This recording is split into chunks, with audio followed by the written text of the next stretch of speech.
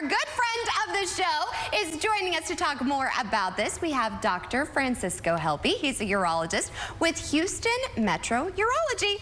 I always love having you on. Thank you. So it's a pleasure to be here. So tell everybody at home, we're going to be focusing on BPH. What is BPH exactly? So BPH is a benign entity that affects the prostate gland in men, and what ends up happening is it makes it harder for men to urinate. This is something that we kind of joke with the guys that there's 3 certainties in life: taxes, death, and that your prostate will grow. It will not necessarily affect everyone, but to a certain extent it can have an impact on the urinary quality of life. So how is BPH treated? There's a number of different treatments. A lot of this is dependent on the intensity of your symptoms, your approach with your doctor, but typically these can range from diet changes, behavioral modifications, medications, minimally invasive modalities, and then when we have really, really large prostates, we sometimes have to go and do major surgery. You also have GreenLight Laser Therapy. Correct. Tell me about this. So GreenLight is one of the many tools that we have available nowadays.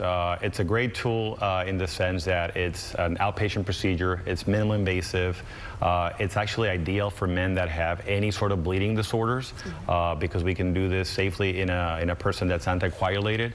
But the end result is basically to open up a wider channel along the urethra so the patient can urinate with less restriction. And why is this an important option for men to have, would you say? A number of reasons, because it's something that will be happening to a lot of men, particularly as they get older.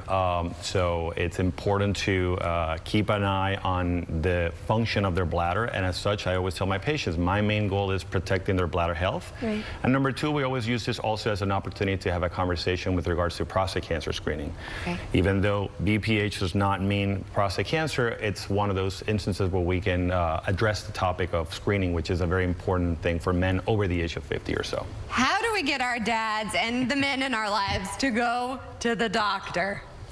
It just starts with a simple conversation. I would say if they are basically wanting to come and talk directly to us, otherwise at the very least have this conversation with your primary care physician, and then we go from there.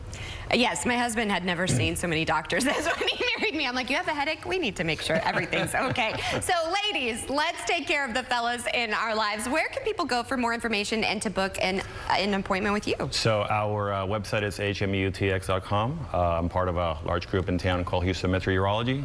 Plenty of offices around town. More than happy to help out and spread the word. I always like it because you make everybody feel comfortable. So I know that the guys will feel comfortable. I smile when I see that you're coming in. One of my favorite doctors in town for sure. Well, thank you so much, and happy early Father's Day to you. Thank you. Yeah. So make sure you take care of all of the men in your life and make sure that they get this checked out. There are options for